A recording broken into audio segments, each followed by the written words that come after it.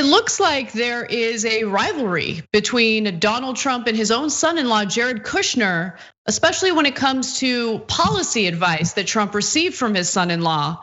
We love the drama. Another episode of As the White House Turns.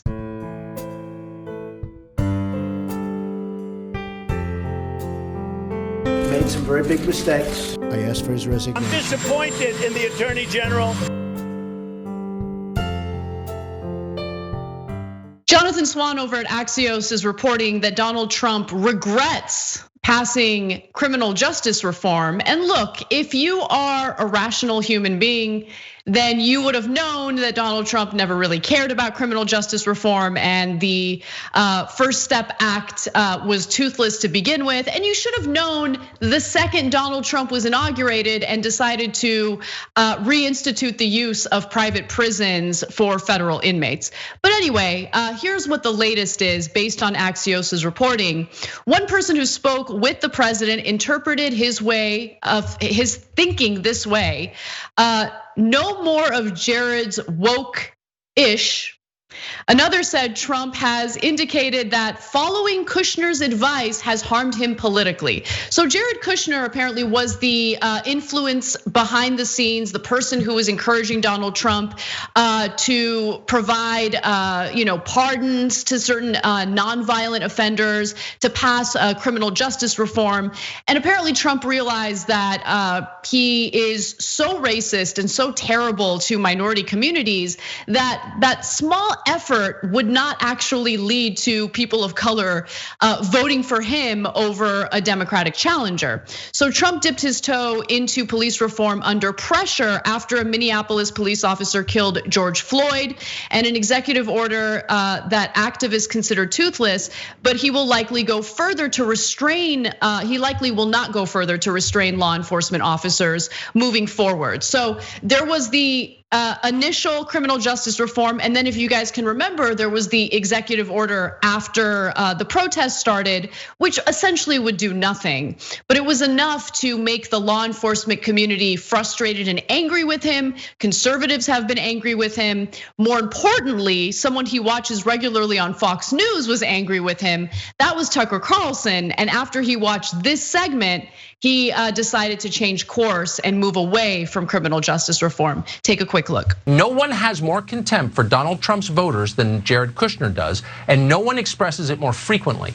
In 2016, Donald Trump ran as a law and order candidate because he meant it, and his views remain fundamentally unchanged today.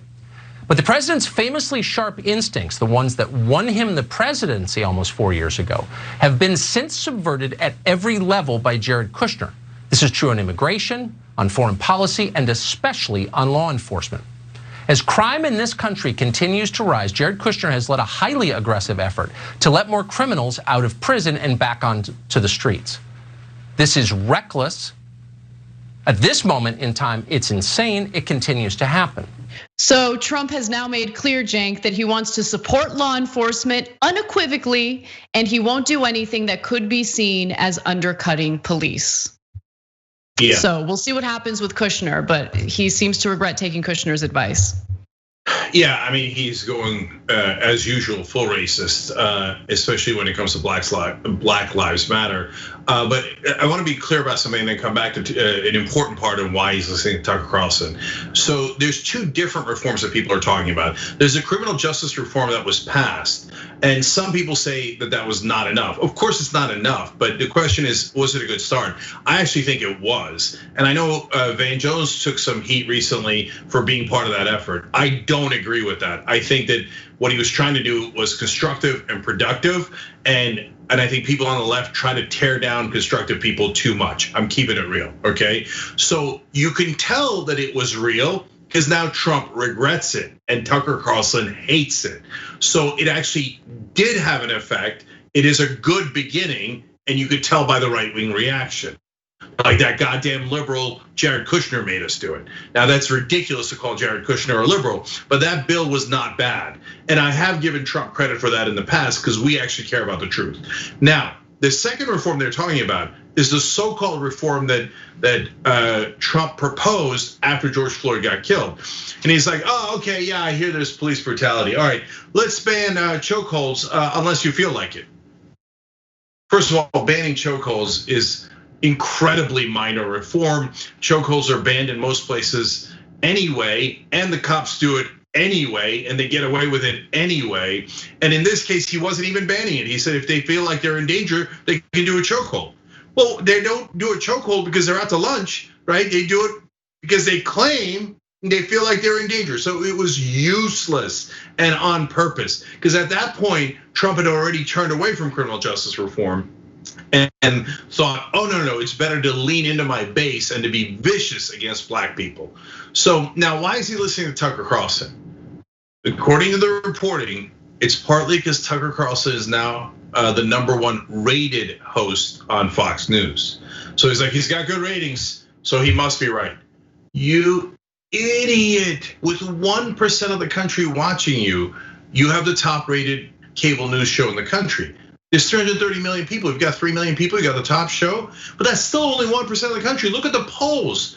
The polls say 2/3 of Americans think that Trump has handled the George Floyd situation poorly, including an overwhelming majority of independents. But he does not have the ability to understand that. All he thinks is, me on TV, me no ratings, ratings important, me get paid based on ratings. Tucker has good ratings, me listen to Tucker.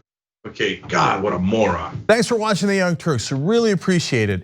Another way to show support is through YouTube memberships. You'll get to interact with us more. There's live chat emojis, badges. You've got emojis of me, Anna, John, JR. So those are super fun. But you also get playback of our exclusive member-only shows and specials right after they air. So all of that, all you gotta do is click that join button right underneath the video. Thank you.